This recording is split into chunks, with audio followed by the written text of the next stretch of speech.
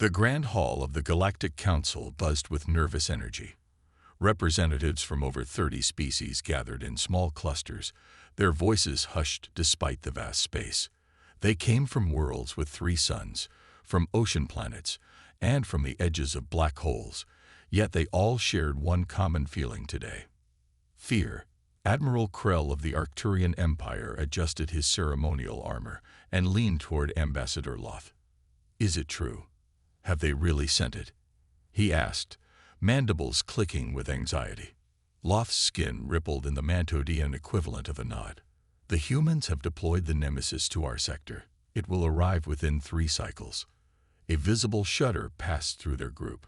Even General Urzek, a massive reptilian warrior whose species had conquered 17 worlds, seemed to shrink at the news. "I've heard it can appear out of nowhere," whispered a delegate from the silicon-based Quartz Collective. One moment empty space, the next destruction. "That's nothing," said a blue-skinned diplomat.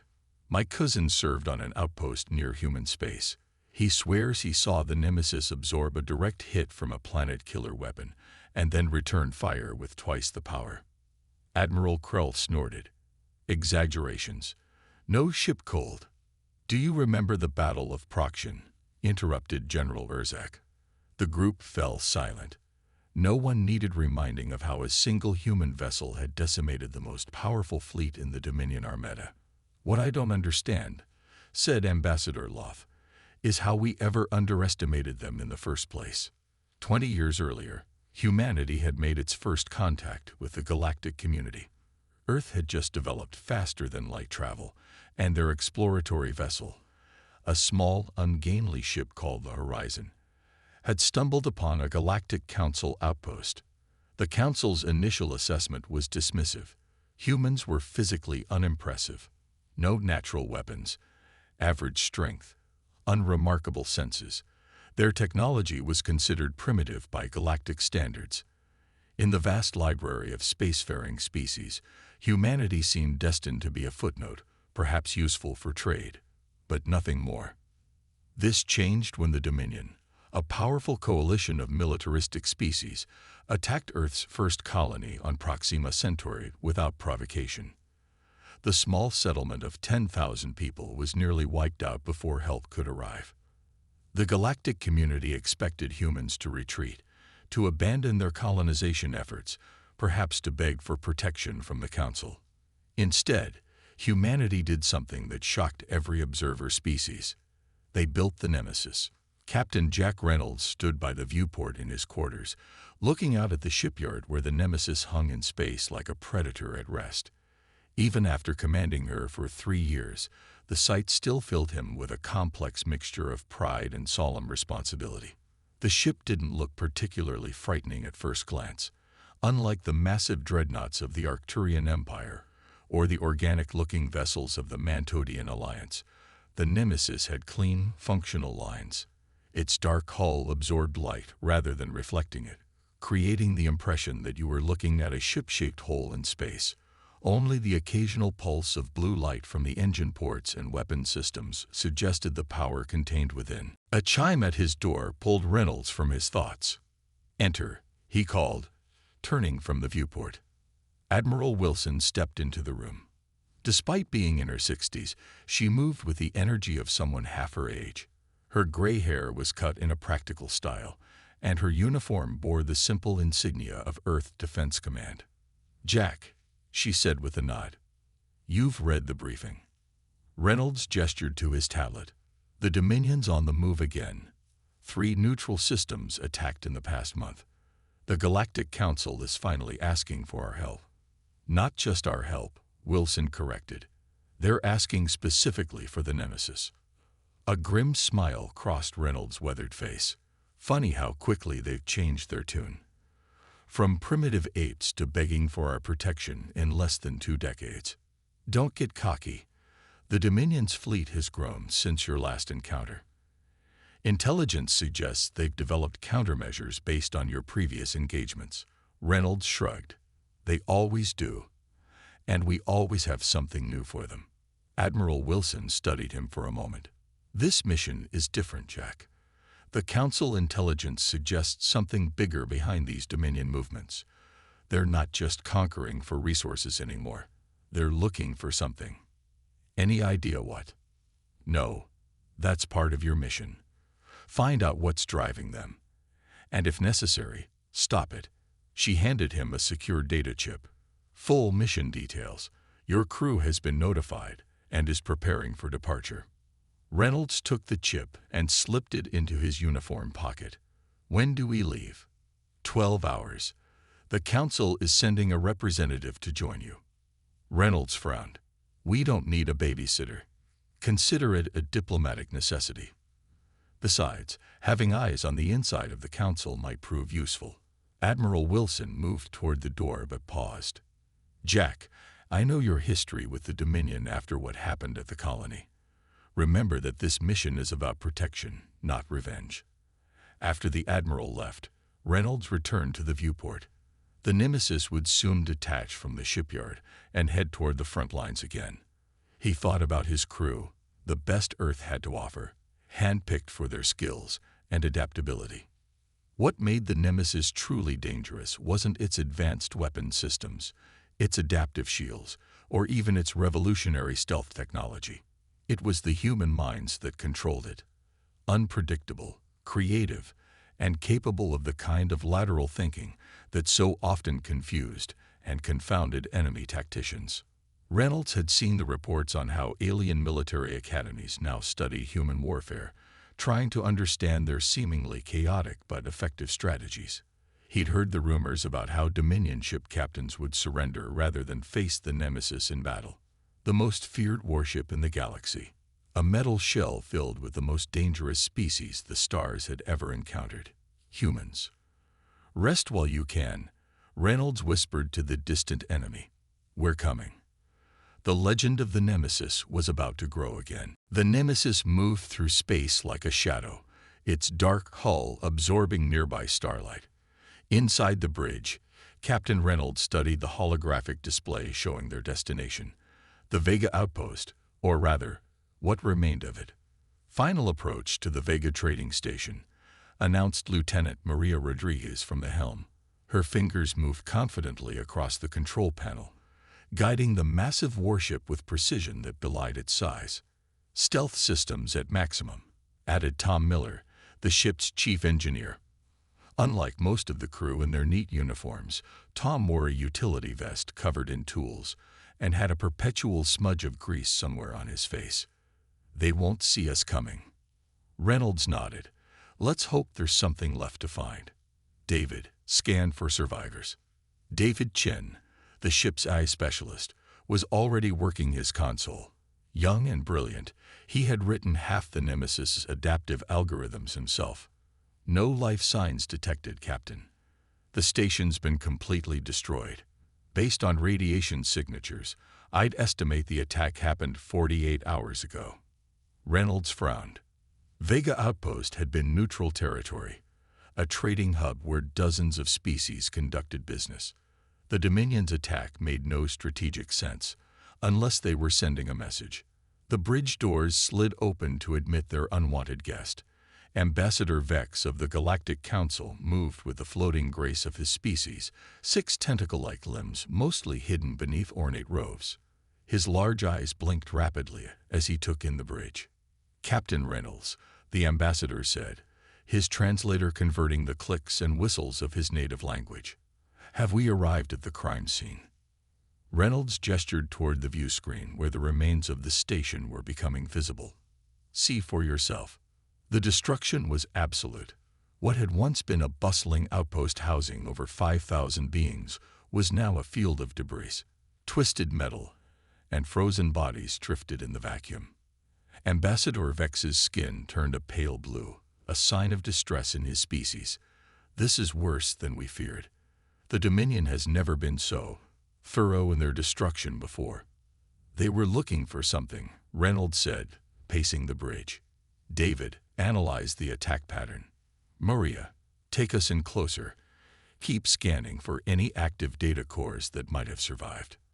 As the Nemesis drifted through the wreckage, Tom's console began beeping. Captain, I'm picking up an energy signature at the edge of the debris field. It's faint, but it matches Dominion technology. A trap? Reynolds asked. Tom shook his head. Doesn't look like it. Might be a damaged ship or an escape pod. Approach with caution, Reynolds ordered. Shields at maximum. Ambassador, you might want to hold onto something. The Nemesis glided toward the energy signature, weapons systems quietly humming to life. The ship's legendary adaptive shields, capable of analyzing enemy weapons and adjusting their frequencies in real time, created a barely visible shimmer around the hull. It's a Dominion scout ship, Maria reported. Heavily damaged. 1 life sign aboard. Reynolds smiled grimly. Perfect. Let's go fishing. 2 hours later, Reynolds stood in the Nemesis detention center, watching the prisoner through one-way glass. The Dominion soldier belonged to the Krex species, reptilian, aggressive, and known for their fanatical loyalty. He's not going to talk easily, said Maria, who had joined Reynolds for the interrogation. Krex soldiers are conditioned to resist questioning. Everyone talks eventually, Reynolds replied, especially when they realize their masters have abandoned them. He entered the room, Ambassador Vex trailing behind him. The Krex soldier hissed, revealing rows of sharp teeth. Human filth, the soldier spat. Kill me and be done with it. Reynolds calmly took a seat across from him. Why would I kill my only source of information? I'm more interested in why the Dominion is suddenly attacking neutral outposts. I will tell you nothing. Reynolds smiled. You don't have to. He nodded to Maria, who activated a small device. A holographic display appeared, showing the scout ship's navigational data. Your ship's computer was damaged, but not completely destroyed. We know where you've been, and we know where your fleet was headed next. The Krex soldier's eyes widened slightly. A tell. What I don't know, Reynolds continued, is why the Dominion is suddenly interested in ancient artifacts. The data we recovered mentions something called the archive. The prisoner's reaction was immediate and visceral. His scales rippled with fear. Ambassador Vex leaned forward. The archive. That's just a myth. A repository of knowledge supposedly left by the first ones before they disappeared. Not a myth, the Krex soldier whispered, seemingly forgetting his earlier defiance. They found it. The Masters found its location. The Masters. Reynolds pressed. You mean the Dominion High Command? The soldier laughed. A harsh, grating sound. The High Command are just puppets now. The Harbingers have returned. They guide us to glorious purpose. Ambassador Vex's skin paled dramatically. Impossible. The Harbingers are just stories used to frighten children. An ancient species that supposedly seeded the galaxy with life and then disappeared. They never left, the soldier said, his eyes taking on a fanatic gleam. They waited. And now they've chosen the Dominion as their instrument. With the power of the archive, they will reshape the galaxy as it was meant to be. Reynolds and Maria exchanged glances. This was far beyond a simple border skirmish or resource grab. Where is this archive? Reynolds asked. The soldier smiled, revealing those sharp teeth again. You're already too late, human. The fleet departs for the Helios cluster tomorrow. The archive will be ours, and then nothing, not even your precious Nemesis, will stand against us. Back on the bridge, Reynolds called his senior staff together. Tom, Maria, David, and the ship's tactical officer, Lieutenant Alex Foster, gathered around the command table. What we're hearing makes no sense, Tom said, scratching his beard. The Harbingers are just myths. Every spacefaring species has some version of the story. Myths often have a basis in fact, David pointed out, and it would explain the Dominion's sudden change in tactics. They've always been aggressive, but never this destructive without clear purpose. Reynolds turned to Ambassador Vex. What does the Council know about the Helios cluster? It's an unexplored region, the ambassador admitted. Dangerous stellar phenomena have made it difficult to survey. If something is hidden there, something ancient. It could have remained undiscovered for millennia. Reynolds made his decision. Set a course for the Helios cluster. Maximum speed. We need to get there before the Dominion fleet. Captain, Maria said cautiously, even for the Nemesis, that's dangerous territory. The radiation alone is exactly why we're the only ship that can reach it in time. Reynolds finished for her. Our shields can adapt to the radiation. I need options, people. If the Dominion believes they found some kind of super weapon or ancient technology, we need to know what we're dealing with. As the crew dispersed to their stations, Ambassador Vex approached Reynolds. Captain, if the Harbingers are real, if they've truly returned, this could change everything we thought we knew about galactic history. Reynolds looked at the ambassador grimly. What concerns me more is how it might change our future. Whatever's waiting in the Helios cluster, we can't let the Dominion reach it first. The Nemesis altered course, its powerful engines flaring to life. The hunt had begun, not just for the Dominion fleet, but for answers to a mystery as old as the stars themselves. The Helios cluster glowed like a wound in space, its swirling gases illuminated by the light of unstable stars. The Nemesis hovered at its edge, sensors probing the dangerous region ahead. Radiation levels are off the charts, Tom reported from his engineering station. His normally cheerful face was creased with concern. Even with our adaptive shields, we'll only have about 6 hours before systems start degrading. Captain Reynolds nodded, studying the holographic map floating above the central console. Any sign of the Dominion fleet? David adjusted his instruments. Nothing yet, but all this interference makes long-range scanning difficult.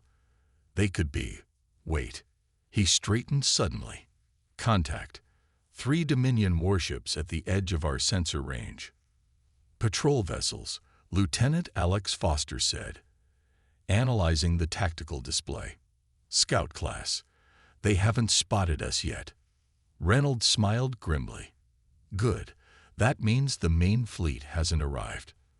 Let's keep it that way. Maria, take us in, silent running. Stay in the radiation shadow of that larger asteroid. As Maria guided the ship forward, Ambassador Vex approached Reynolds, his large eyes blinking rapidly in anxiety. Captain, I must object to this course of action, the ambassador said. The Council authorized you to gather intelligence, not to engage the Dominion directly. With all due respect, Ambassador, Reynolds replied without taking his eyes off the display. We're in unexplored space chasing myths and legends. The rules of engagement just changed. The tension on the bridge was thick as the Nemesis slipped silently through the cluster. Every crew member knew what was at stake. If the prisoner was right about the Harbingers, about this mysterious archive, they couldn't afford to wait for Council approval. We're within visual range of the patrol ships, Maria announced. They're in standard search formation, scanning the inner cluster. Reynolds moved to the tactical station. Alex, target their engines and communication arrays. Precision strikes only. I want them disabled, not destroyed. Aye, Captain. Alex's fingers danced across his console, weapons locked and ready. Reynolds took a deep breath. Fire. The Nemesis's advanced weaponry came to life with barely a tremor. 4 brilliant energy beams lanced out into space, striking the unsuspecting Dominion vessels with surgical precision. The first 2 ships immediately lost power, drifting helplessly. The third managed to fire a single wild shot before its weapons went offline. Direct hits on all targets, Alex reported with professional satisfaction. All 3 vessels are disabled. Any distress signals? Reynolds asked. David shook his head. We got their communications before they could send anything. The Dominion fleet won't know what happened. Good work, everyone, Reynolds said. Tom, prepare a boarding party. I want their navigational data and any information about this archive. 2 hours later, Reynolds stood in the Nemesis's war room with his senior officers and 3 prisoners, Dominion commanders captured from the patrol ships. Unlike the fanatical Krex soldier they'd captured earlier, these officers belonged to the Turcan species. Tall, slender beings with gray skin and 4 eyes positioned around their elongated heads. "Your ships have been disabled, your crews confined," Reynolds told them calmly. "Tell us about the Archive and the Harbingers, and you'll be treated fairly." The lead Turcan, who had identified himself as Commander Xorl, stared at Reynolds with undisguised hatred. "You have no idea what forces you're interfering with, human. The Harbingers have chosen the Dominion. Your species is nothing but an evolutionary mistake that will be corrected soon enough." Tom snorted. "Friendly bunch, aren't they?" Reynolds leaned forward. "Let me make something clear, Commander. Right now, your main fleet doesn't know you've been captured. They don't know the Nemesis is here. That can change with a single transmission." He paused. "Tell me what I want to know, and perhaps we can reach an accommodation." The Turcan commanders exchanged glances, some silent communication passing between them. "The Archive is real," Xorl said finally. "An ancient repository of knowledge and technology left by the Harbingers. For millennia, it was just a legend, until 3 months ago when our deep space archaeologists discovered references to its location in the ruins on Proxima Vitae. And these Harbingers," Ambassador Vex interrupted. "You claim they've returned." Xorl's 4 eyes blinked in sequence. "They never left. They've been dormant, waiting for worthy successors to claim their legacy. The Dominion proved worthy." "How convenient," Maria muttered. "The Archive contains weapons," Xorl continued, ignoring the interruption. "Weapons that will allow us to reshape the galaxy according to the Harbinger's original vision. A unified order under one rule." Reynolds studied the alien commander. "You believe this? That some ancient species has chosen the Dominion as their heirs?" "I have seen them, human," Xorl replied, his voice dropping to a near whisper. "I have spoken with the Harbinger emissary. Their power is beyond comprehension." Before Reynolds could respond, the ship's alert system activated with a shrill warning. "Captain to the bridge." David's voice came over the comm. Multiple contacts approaching fast. When Reynolds reached the bridge, the situation was already critical. The main view screen showed at least 15 Dominion warships entering the cluster, including 3 massive dreadnoughts. "They must have been waiting just outside sensor range," Alex said, already activating defensive systems. "They'll be within weapons range in 3 minutes. Reynolds took his command chair. "Battle stations. Shields at maximum. Ambassador, I suggest you find somewhere secure to wait this out." Ambassador Vex, however, remained on the bridge. "Captain, there are too many. Even the Nemesis can't stand against a fleet this size. We should retreat, report to the Council, and let them reach the Archive first." Reynolds shook his head. "Not an option." He turned to his crew. "Tom, divert all available power to shields and weapons. Maria, plot an intercept course. David, scan for weaknesses in their formation." As the crew prepared for battle, Reynolds studied the approaching enemy fleet. The odds were overwhelming, but the Nemesis had faced long odds before.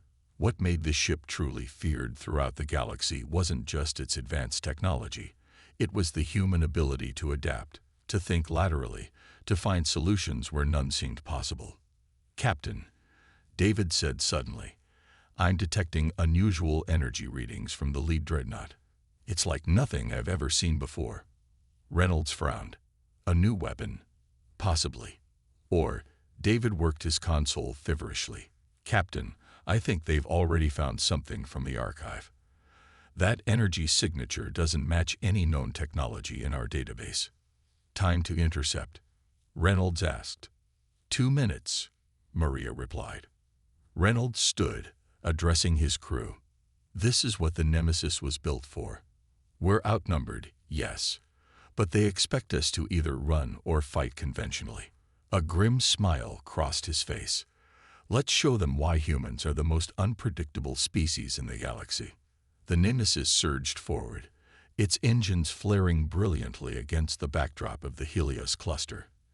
As the distance to the Dominion fleet closed, Reynolds gave an order that made even Ambassador Vex stare in disbelief.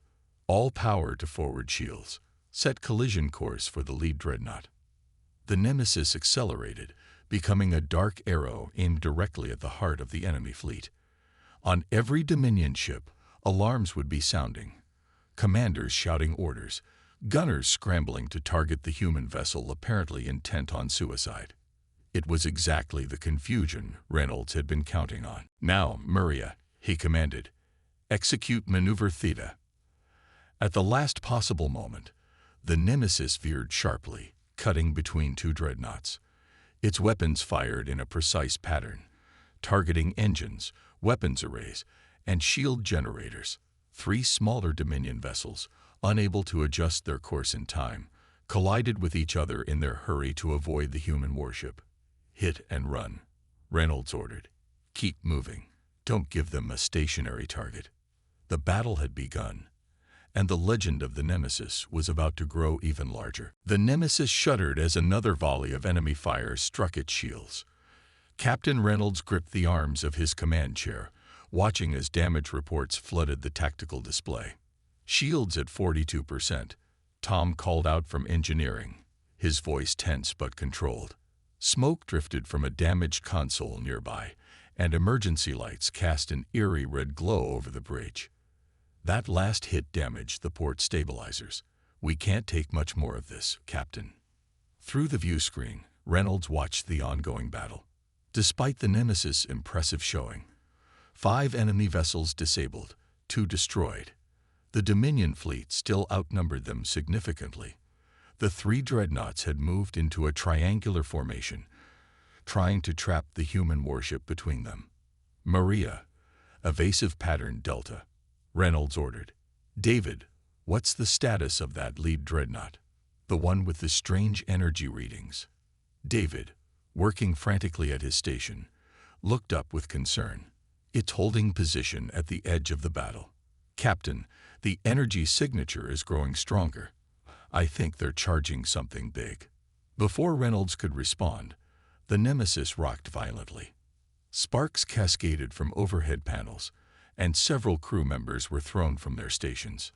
"Direct hit to our aft section," Alex shouted over the blaring alarms. "Shields failing." Reynolds made an instant decision. "Get us out of here. Full retreat into the cluster." Maria didn't question the order, immediately altering their course. The Nemesis turned sharply, its engines flaring as it accelerated away from the Dominion fleet toward the dense heart of the Helios cluster. Ambassador Vex, who had remained on the bridge despite the danger, approached Reynolds. "Captain, the radiation levels deeper in the cluster are lethal. Even your adaptive shields won't protect us for long." "They don't know that," Reynolds replied grimly. "And right now, I'll take radiation over those dreadnoughts." As the Nemesis plunged deeper into the swirling gases and debris of the cluster, the energy readings from the lead Dominion dreadnought peaked. A brilliant beam of green energy lanced out, cutting through space where the Nemesis had been moments before. "What was that?" Tom demanded, his eyes wide as he studied the readings. "That weapon would have cut right through our shields if it had hit us. Hardinger technology," Ambassador Vex whispered, his skin pale with fear. The legend spoke of weapons that could tear apart matter at the subatomic level. Reynolds watched the tactical display as the Dominion fleet hesitated at the edge of the cluster. "They're not following us in." "Good. That gives us time." He turned to his crew. "Damage report." The news wasn't good. The Nemesis had sustained significant damage to its propulsion systems and weapons arrays. Shields were functioning at minimal levels, and several decks had been sealed off due to hull breaches. "We need time to make repairs," Tom said, already organizing repair teams. "At least 12 hours to get us back to fighting condition." Reynolds nodded. "Find us somewhere to hide, Maria. Somewhere the radiation and debris will mask our signature." "There's a dense nebula formation about 20 kilometers ahead," Maria reported. "It should provide cover, but..." She hesitated. "The radiation levels there are extreme, Captain. Even with repairs, we can't stay long." "We'll cross that bridge when we come to it," Reynolds said. "For now, get us there and power down all non-essential systems. Alex, keep passive sensors running. I want to know if anything approaches." As the Nemesis limped into the concealing clouds of the nebula, Reynolds called his senior staff to the damaged war room. They needed a new plan. "The Dominion fleet is holding position at the edge of the cluster," Alex reported, pointing to the tactical display. "They've established a perimeter. They're waiting for something." "Reinforcements, most likely," Ambassador Vex suggested. "If they've truly aligned with these harbingers, who knows what forces they might bring to bear." Reynolds studied the data they'd gathered. "What about this archive? Do we have any idea where exactly it's located?" David nodded, bringing up a three-dimensional map of the cluster. "Based on the navigational data we recovered from the patrol ships, I believe it's here." He highlighted a region near the center of the cluster. "There's something unusual about this section. The radiation patterns don't match natural formations. An artificial structure?" Tom asked. "Possibly. Something is affecting the surrounding space. It could be some kind of shielding or cloaking technology," David answered. Reynolds considered their options. The Nemesis was damaged, outnumbered, and deep in hostile territory. By all logical measures, they should retreat, return to Council space, and report what they'd discovered. That would be the prudent course of action. But humans hadn't become the most feared species in the galaxy by being prudent. "We need to reach the archive before they do," Reynolds said finally. "If even half of what we've heard is true, we can't let that kind of power fall into Dominion hands, or these harbingers, whatever they are." "With respect, Captain," Maria interjected, "how do we get past a blockade of 15 warships with our current damage?" Reynolds smiled. It wasn't a pleasant expression. "We don't. We go through the cluster itself." Tom looked aghast. "Through the densest part. The radiation would fry our systems in minutes." "Not if we modify the shields," Reynolds countered. "David, you've been studying the cluster's radiation patterns. Is there any way we could adapt our shielding to withstand it, even temporarily?" David hesitated, then nodded slowly. "Theoretically, yes. If we reconfigure the shield harmonics to match the specific radiation frequencies of the cluster." He trailed off, already working through calculations in his head. "Do it," Reynolds ordered. "Tom, I need every bit of power you can give us for the shields. Strip non-essential systems if you have to." As his officers dispersed to carry out their tasks, Ambassador Vex remained behind. "I've been watching you, Captain," the ambassador said quietly. "All these years, the Council has tried to understand what makes humans different from other species. Why your ships, especially the Nemesis, are so feared." Reynolds raised an eyebrow. "And? Have you figured it out?" "I believe so." Vex's large eyes studied Reynolds carefully. "It's not your technology. It's not even your unpredictable tactics. It's your nature as persistence hunters." "Persistence hunters?" "Yes. Most intelligent species evolved from prey animals or from ambush predators. They either flee from danger or strike quickly and retreat if unsuccessful." The ambassador gestured at the tactical display, showing the overwhelming odds against them. "But humans, you never stop. You pursue your prey relentlessly, adapting, overcoming obstacles, no matter how long it takes. When a human ship like the Nemesis starts hunting you, the galaxy has learned there is no escape. You will find a way, no matter the cost." Reynolds considered this. "An interesting theory, Ambassador. But right now, we're the ones being hunted." Vex made a sound that might have been laughter. "Are you? Or are you merely changing the nature of the hunt?" The ambassador moved toward the door, then paused. "Your ship's name is aptly chosen, Captain. In human mythology, Nemesis was the goddess of retribution against those who showed arrogance before the gods. I wonder which side of this conflict has shown such arrogance." After the ambassador left, Reynolds returned to the bridge. Repair teams worked frantically around him, welding damaged panels, rerouting power systems, and patching hull breaches. Despite their desperate situation, not one crew member suggested retreat. The humans of the Nemesis were indeed persistence hunters. And now, deep in the heart of the Helios cluster, surrounded by enemies and deadly radiation, they'd prepared to continue their hunt. The true enemy waited ahead, ancient, powerful, and arrogant. They had never faced humans before. They had never faced the Nemesis.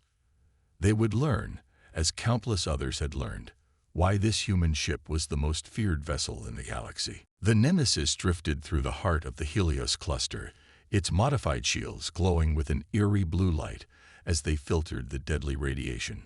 Captain Reynolds stood on the bridge, watching as the impossible structure came into view ahead of them. The archive was nothing like what any of them had imagined. It wasn't a planet or a space station.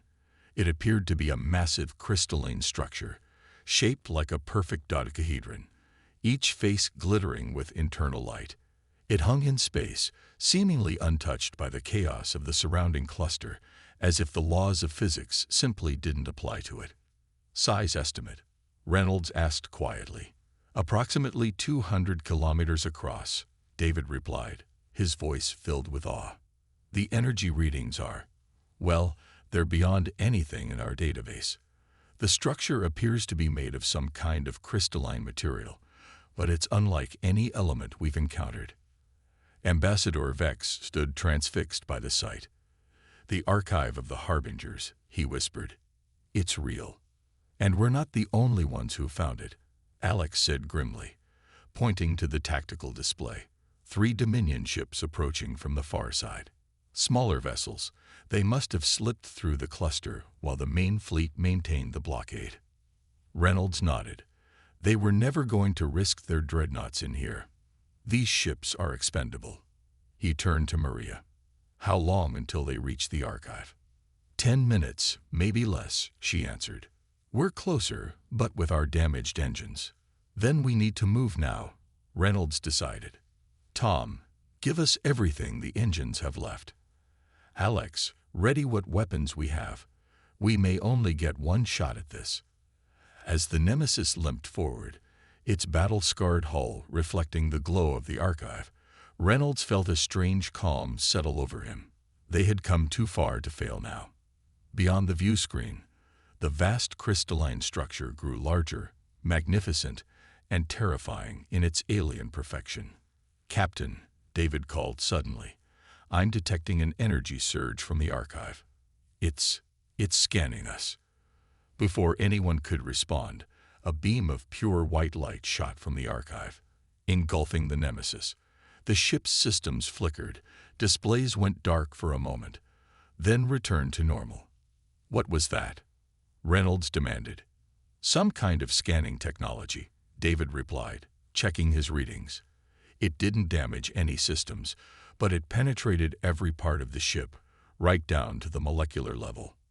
A new alert sounded. The Dominion vessels are accelerating, Alex reported. They'll reach the archive in 5 minutes. Reynolds made his decision. Take us in. Full speed. The Nemesis surged forward, closing the distance to the archive. As they approached, one of the massive crystal faces began to change, the solid surface rippling like water.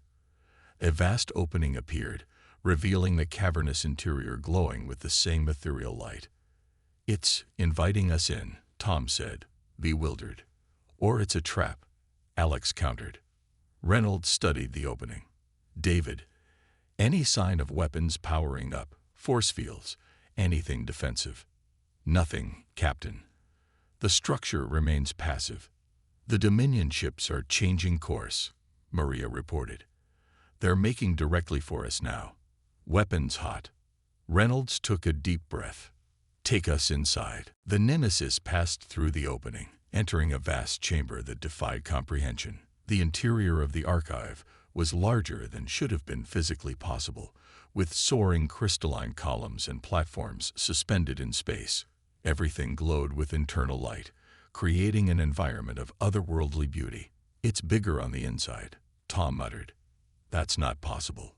According to our understanding of physics, no, David agreed, studying his readings in fascination. But clearly, the Harbingers operated on principles we don't yet comprehend. As the Nemesis glided further into the chamber, the opening behind them began to close. The Dominion ships, realizing they were about to be shut out, fired desperately. Energy weapons struck the crystal surface of the archive, but dissipated harmlessly. "The archive is sealing itself," Alex said. "The Dominion ships can't get in." A moment later, the opening vanished entirely, leaving the Nemesis alone inside the impossible structure. The ship's engines powered down automatically, and they found themselves held in place by some unseen force. "Now what?" Maria asked, looking around nervously. Her question was answered almost immediately. A figure materialized on the bridge, a being of pure energy, vaguely humanoid in shape, but constantly shifting, ripples of blue and white light flowing through its form. "Greetings, travelers," the being said, its voice resonating directly in their minds rather than through their ears. "I am the keeper of the archive. We have been waiting a very long time for worthy successors." Reynolds stepped forward cautiously. "We are from Earth. My name is Captain Jack Reynolds of the starship Nemesis." "We know who you are, humans," the keeper replied. "Just as we know of the Dominion and their misguided alliance with those who claim to be harbingers." The energy being's form rippled with what might have been amusement. "They are not what they claim to be." Ambassador Vex moved to stand beside Reynolds. "Then what are they? Who are the true harbingers?" "The harbingers were the first sentient species in this galaxy," the keeper explained. "They arose billions of years ago, flourished, and eventually transcended physical form. The beings guiding the Dominion are merely echoes, broken fragments of consciousness left behind, corrupted by time and isolation." "And the archive?" Reynolds asked. "What exactly is it?" "It is the sum total of harbinger knowledge and technology," the keeper said. "Created to guide younger species when they were ready. Many have found their way here over the eons, but none passed the final test, until now." "What test?" Reynolds asked, though he suspected he already knew the answer. "The test of intent," the keeper replied simply. "When faced with power beyond measure, what would you do with it?" "The Dominion sought conquest. They would use our knowledge as weapons to subjugate others. But you, humans," the energy being's form brightened. "You came not to claim power, but to prevent its misuse. Despite being outnumbered, despite facing certain defeat, you persisted. Not for conquest, but for protection." Reynolds looked around at his crew, humans who had risked everything on this impossible mission. "So what happens now?" "Now you have a choice," the keeper said. "The archive contains knowledge that could elevate your species to heights you cannot imagine. Technologies that would make you undisputed masters of the galaxy. It is yours to claim." Reynolds considered this for a long moment. Then he shook his head. "No, that's not why we came." The keeper's form pulsed with light. "Explain." "We came to stop the Dominion from gaining that power, yes. But we don't seek to replace them as conquerors." Reynolds gestured to his ship, the battle-scarred Nemesis that had become legend throughout the galaxy. "We built this ship as a protector, not just for humans, but for all species who wish to live in peace. If the archive contains knowledge, it should be shared with all who would use it wisely, not hoarded by any single species." A profound silence fell across the bridge. The keeper's energy form seemed to grow brighter, more defined. "In all our long watching, no species has ever given such an answer," the keeper said finally. "And that, Captain Reynolds, is why humans are truly worthy." The being of energy expanded, enveloping the bridge in gentle light. "Return to your galaxy. Deal with the corrupted echoes that call themselves harbingers. When you are ready, when all the sentient species of your galaxy are ready, the true archive will be waiting." The light intensified, blinding in its brilliance. When it faded, the Nemesis was no longer inside the archive. They hovered in open space, the Helios cluster behind them. Ahead, they could see the distant stars of Council space. More surprising, The ship had been completely repaired. Every damaged system, every battle scar, gone. "Captain," Alex said in amazement, "the Dominion fleet. They're in retreat. All of them. And there's something else.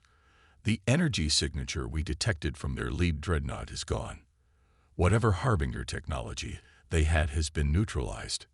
Reynolds nodded slowly, understanding. "The Keeper has given us a chance. Not dominance, but opportunity." On the journey back to Council space, the legend of the Nemesis grew yet again, but not as a ship of destruction. The story spread of how the feared human warship had faced down the combined might of the Dominion and emerged victorious, not through superior firepower, but through the uniquely human qualities of persistence, sacrifice, and mercy. When offered the power to rule the galaxy, humans had chosen a different path.